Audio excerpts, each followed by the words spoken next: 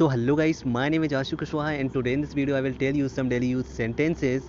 Not only daily use sentences but also I will tell you that how to translate these type of sentences. So guys cooperate with me and please watch the video till the end. Guys आज की video में मैं आप लोगों को कुछ daily use sentences बताऊंगा. ना केवल कुछ डेली यूज सेंटेंस बताऊंगा बल्कि मैं इन सेंटेंसेस को बनाना भी बताऊंगा. तो गाइस वीडियो को लास्ट तक देखना और मेरा साथ भी देना. तो गाइस आइए शुरू करते हैं और हमारा यहाँ पे पहला सेंटेंस है हाल ही में मैं 40 साल का हुआ हूँ. तो यहाँ पे हाल ही में ये अलग सेंटेंस है, मैं 40 साल का हुआ हूँ ये अलग सेंटेंस है.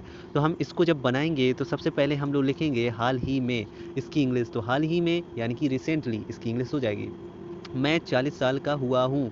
अब लास्ट में दिया है हुआ हूँ यानी कि आ हूँ और ये सेंटेंस हमारा है प्रेजेंट परफेक्ट टेंस का. तो प्रेजेंट परफेक्ट टेंस की जो हेल्पिंग वर्ब होती है वो होती है हैज़ या फिर हैव और इसमें लगाते हैं थर्ड फॉर्म. तो सबसे पहले हम लोग सेंटेंस बनाएंगे आई हैव बिकम मैं हुआ हूँ. अब क्या हुआ हूँ 40 साल का तो 40 ईयर ऑफ एज. तो इस तरीके से ये सेंटेंस हमारा कंप्लीट हो चुका है. इसके बाद में अब हम यहाँ पे दूसरा सेंटेंस बनाएंगे. यहाँ पे लिखा हुआ है उसे क्या फ़र्क पड़ता है. उसे क्या फ़र्क पड़ता है.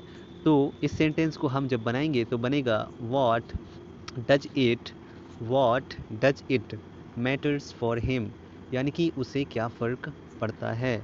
अब यहाँ पे देखिए ये अगला सेंटेंस है. क्या लिखा हुआ है तुम मेरे दर्द को नहीं समझोगे या तुम मेरा दर्द नहीं समझोगे. बात एक ही है, चाहे लिख दो कि तुम मेरे दर्द को नहीं समझोगे और चाहे यहाँ पे लिखा हुआ है तुम मेरा दर्द नहीं समझोगे. अब ये बताओ यहाँ पे दर्द समझना है तो दर्द जो होता है उसे हम समझेंगे थोड़ा ही नहीं कि कोई भी चीज़ है या कोई कुछ समझा रहा है तो उसको हम समझेंगे. दर्द जो होता है वो फील करते हैं ना, महसूस करते हैं. तो यहाँ पे हम लोग इस सेंटेंस को बनाएंगे कि तुम मेरा दर्द नहीं महसूस कर सकते हो.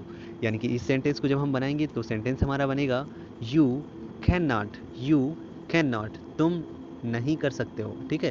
फील तुम महसूस नहीं कर सकते हो. मेरा दर्द माई पेन तुम मेरा दर्द महसूस नहीं कर सकते हो. तो ये सेंटेंस हमारा कंप्लीट हो चुका है. अब हम एक और सेंटेंस बनाएंगे और वो हमारा सेंटेंस लिखा हुआ है, आप लोग देख सकते हो. ये लिखा हुआ है मुझे उसकी नीयत पर शक है. मुझे उसकी नीयत पर शक है. अब हम इसको जब इंग्लिश में बनाएंगे तो अब सबसे पहले तो हम लोग बनाएंगे इस सेंटेंस को मुझे शक है. तो अब क्या शक है यार, मुझे शक है तो आई डाउट. मुझे शक है किस पर तो आई डाउट. ठीक है. अब कहाँ पे ऑन हिज डेस्टिनी यानी कि उसकी नीयत पर. आई डाउट मुझे शक है अब किस पे उसकी नीयत पे तो ऑन हिज डेस्टिनी. तो मुझे शक है उसकी नीयत पर. अब यहाँ पे देखिए एक और सेंटेंस है वो ये है, आप लोग देख सकते हो तुम अपने सपनों को क्यों मार रहे हो. तुम अपने सपनों को क्यों मार रहे हो.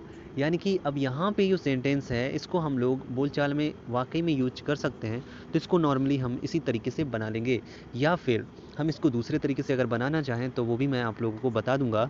बट अभी हम इसको श्योर इसी तरीके से बनाएंगे जैसे कि यहाँ पे लिखा हुआ है वाई मीन्स क्यों, आर मीन्स हो, यू मीन्स तुम, किलिंग मीन्स मार रहे, योर ड्रीम्स तो तुम. ठीक है. फिर इसके बाद में क्यों मार रहे हो, वाई आर यू किलिंग तुम क्यों मार रहे हो. अब क्या योर ड्रीम्स यानी कि अपने सपनों को. तो यहाँ से ऐसे करके हम बना लेंगे. अगर आप लोग चाहें तो इसको दूसरे तरीके से बना सकते हैं why are you not going for your dreams. तो अपने सपनों के लिए क्यों नहीं जा रहे हो या फिर आगे क्यों नहीं बढ़ रहे हो. अब यहाँ पे एक और सेंटेंस है और इस सेंटेंस को आप लोग कैसे बनाएंगे वो मैं आप लोग को बताता हूँ. तो यहाँ पे लिखा है मेरी दुनिया बर्बाद हो चुकी है. अब एक बात बताओ यार, किसी की दुनिया बर्बाद होती है क्या. किसी की दुनिया जो है, दुनिया तो एक ही है ना, वो समझ सकते हो. तो वो थोड़े ना बर्बाद होगी किसी की. तो यहाँ पे हम लोग का सेंटेंस क्या होगा कि मेरा सब कुछ बर्बाद हो चुका है. मेरे पास में भाई मेरा सब कुछ बर्बाद हो गया, मेरी दुनिया बर्बाद हो गई. तो ये चीज़ जो है ना कि मेरे पास जो भी कुछ था वो सब कुछ बर्बाद हो चुका है. इस सेंटेंस को हम बनाएंगे तो वो ईजिली बन जाएगा. बट अगर दुनिया को तो माई वर्ल्ड हैज़ डिस्ट्रॉयड अगर ये बनाना चाहेंगे तो वो तो ठीक है बन जाएगा. लेकिन उसको अगर बेटर तरीके से बोलना है तो एवरीथिंग सब कुछ हैज़ डिस्ट्रॉयड बर्बाद हो चुका है. सब कुछ बर्बाद हो चुका है. एवरीथिंग हैज़ डिस्ट्रॉयड यानी कि सब कुछ बर्बाद हो चुका है. बिलोंग टू मी जो भी मुझसे संबंधित था. ठीक है. अभी हम एक और सेंटेंस बनाएंगे और वो सेंटेंस है वह रहम की भीख मांगता रहा. वह रहम की भीख मांगता रहा. तो इस सेंटेंस को जब हम बनाएंगे तो ये सेंटेंस हमारा बनेगा वह मांगता रहा. अब क्या मांगता रहा, वह मांगता रहा. ठीक है. तो ही केप्ट ऑन बेगिंग अब भीख, तो भीख मांगना होता है बेगिंग, ठीक है। तो ही केप्ट ऑन बेगिंग, अब क्या मांगता रहा, रहम, ठीक है, रहम की भीख यानी कि मर्सी, ठीक है। तो he kept on baking mercy, mercy means होता है दया या फिर रहम, ओके। तो इस तरीके से हम लोग सेंटेंस बना लेंगे।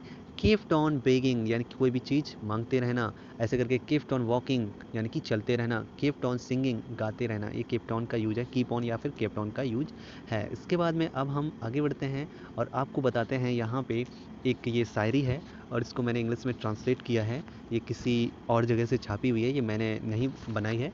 तो मतलब मेरी शायरी पे हंसना मत। तो आइए देखते हैं क्या होगी शायरी। तो यहाँ पे लिखा हुआ है, अगर तू मर्द है तो इतना रौब हो, गुजरे कोई औरत तेरे पास से तो वो बेखौफ हो। तो इस तरीके से ये शायरी है। अब इसको हम लोग इंग्लिश में ट्रांसलेट करेंगे।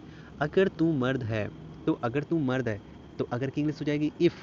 अब तू मर्द है, तू मैंने यू, ठीक है आर मैन, तो मर्द की यहाँ पे रियल मैन हो जाती है। If you are real man, क्या, if you are real man, तो हम इसको बनाएंगे अगर तू मर्द है, तो if you are real man, ठीक है।